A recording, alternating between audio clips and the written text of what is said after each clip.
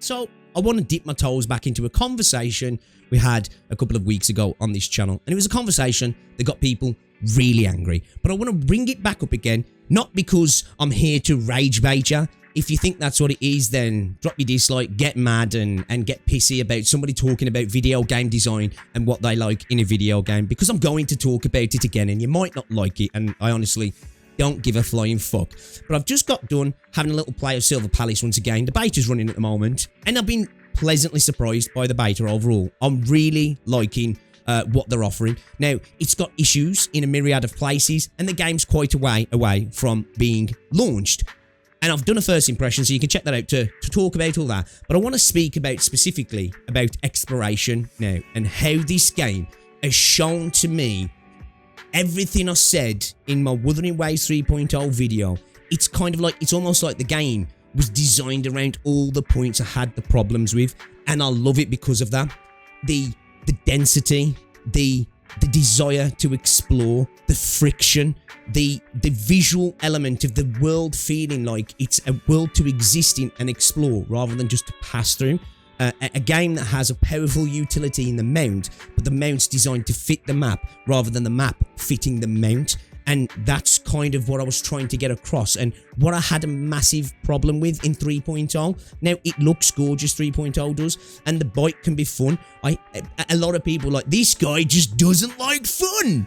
He just wants to just fucking walk everywhere then, you fucking idiot. And I was just trying to explain to people that when you design the map solely around the utility, not using the utility is a very unoptimal way to play and a much less fun way to play. Now, they've made a game here where they've given you the option to use a mount and it's a blast to use, but it also feels great not using the mount. Now, to be fair, the mount, when you're flying specifically, is insanely janky. They've really got to work on it right, and you can see the Unreal Engine sassiness here, if you will, now in terms of like this sort of floaty sort of movement. I did watch a video the other day actually, and they put it across perfectly. They were showing developers or talking about how developers can work on tightening and tweaking the movement to not feel like the Unreal Engine kind of movement, and this game has that, down to the flight, down to some of the movement when you're on foot, and definitely down to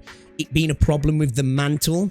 Because we'll talk about that in a second, because I think it's a bit of a sticking point for me that can cause some issues. This is a game that doesn't even have a jump, and it still feels great. Now, if they added a jump, I'm here for it. If they don't add a jump, I don't care, because they've done enough here in terms of the exploration and friction and utility for it to feel brilliant, and it makes you want to go and explore, and the little breadcrumbs that you get along the way feel satisfying to get because of the bit of friction, the ability to see a chest on the other side of an obstacle and be like, okay, all right, let me walk back here. Oh, I can grapple up to there. Oh, and I can use that zip line pole to grind along and drop down there and zip line over, and I've got to the chest, and that feels satisfying rather than just fetching out my all-seeing, all-dancing motorbike or running up the wall and double back flipping over onto the other side and grabbing the items.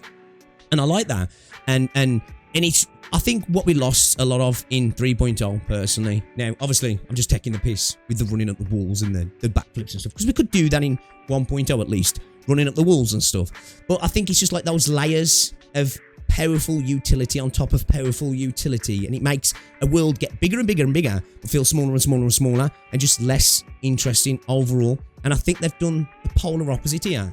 They've given us what looks like it's going to potentially be a decent sized city. We've only got a small part of the city at the moment, and I must say as well, I'm like desperate to explore more. Now, I don't want them to rush this game, but it's like it's giving me that itch, the exploration as in this game, to explore more. I want to see more of this city that they've designed for us, because the exploration itself is so satisfying and is so fun to do, and that bit of friction is a massive part of it.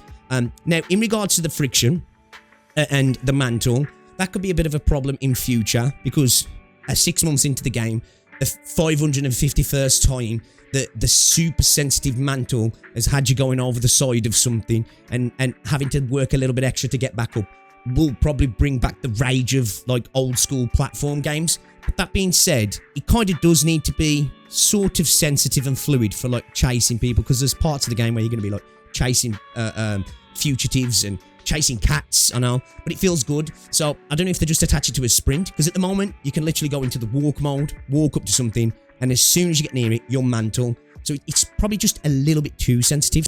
Now, I know there is an option in the game to turn off the ability to fall off edges for people with no thumbs and probably for people on mobile, but I don't think that's the actual fix for this when it comes to the mantle. So I don't know if they tie it just to the sprint or have an input for you to manual, but I'm sure they can find a middle ground for that there in regards to the mantle, because obviously having a bit of extra friction, you want to be reducing the amount of times you're having the game kind of throw you over the edges, right?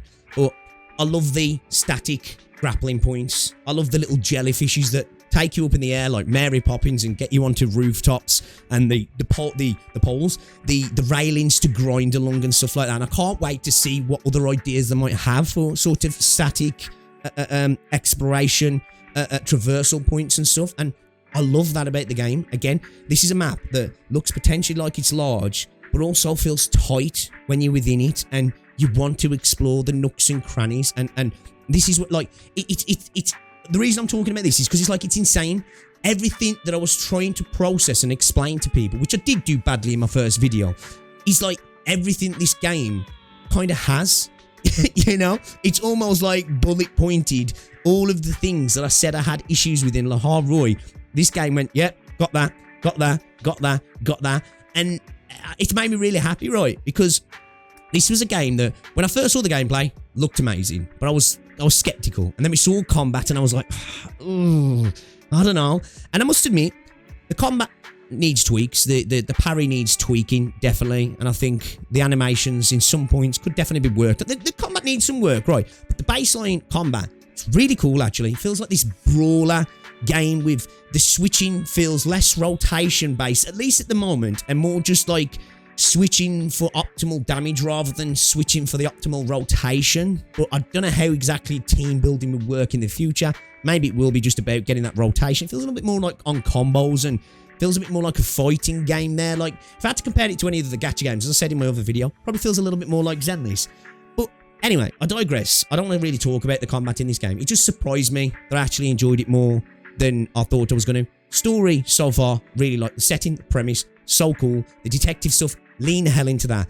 But I'm just so happy that a game has offered me the kind of exploration I wanted here. And it's kind of just where I wanted to talk about it, right, of how the juxtaposition of the two games, one I absolutely loved when it first came out, and had a little bit more freedom in how you explore, right? But there was friction there, and I slowly tried to remove all of the friction in the desire to make everything slick and smooth, and you can do everything anywhere all at once. And some people love that, because I saw it from the comment section. People were livid with me saying that I don't think it's an actual good idea for me personally.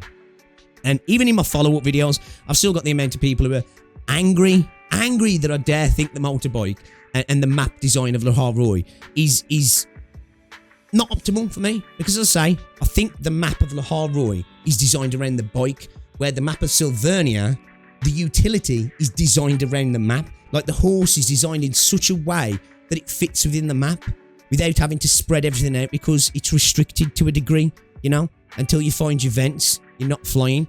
The flying has quite a bit of restrictions to it as well. Your traversal on foot is quite grounded, but the map offers a lot of utility in allowing you to get around as well. So it allows them to restrict your movement somewhat. Like, we haven't even got a jump, but you don't feel like you miss it, for me, at least anyway. Now, people might feel differently about that, and I wouldn't even argue on that point, because, as I say, if they added a jump, alright. If they don't, alright. But I think, like, it really feels like the utility and this your power, if you will, in getting about is designed to fit in with the world design. So it makes the world feel much more realistic, much more of a real place, and much more of a place to exist in. Where when I look to Wuthering Waves, post 2.0, we've seen the world more and more designed around the utility, and it's become more and more abstract because of that, in my opinion. Now, it visually looks gorgeous, but from a design point, I just think it's becoming more and more abstract, and obviously we'll see how things go post 3.0.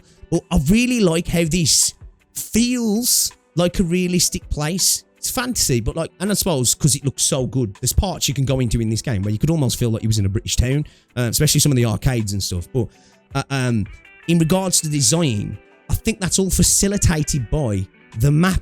It feels like the map was designed first and everything else got added in after, and I'm here for that.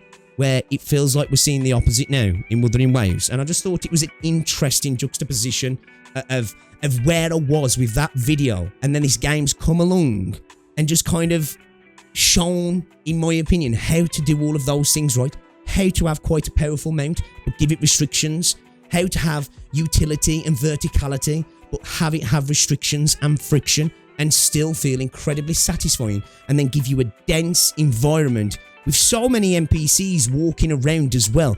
It probably feels like the most lived-in gacha game we've ever seen, and I'm including Enfield in that as well. And I'm a massive fan of Enfield, and I'm a massive fan of the exploration. Enfield does friction in a different way than this, and obviously Enfield's a sci-fi frontier, so it's not going to feel as lived in that sense. But I just think they're doing an amazing job of it in this, and I think if they really lean into exploration, and world design, the story and the detective element, the combat needs to be good, right? But if those two things land, I think this game will be actually kind of amazing.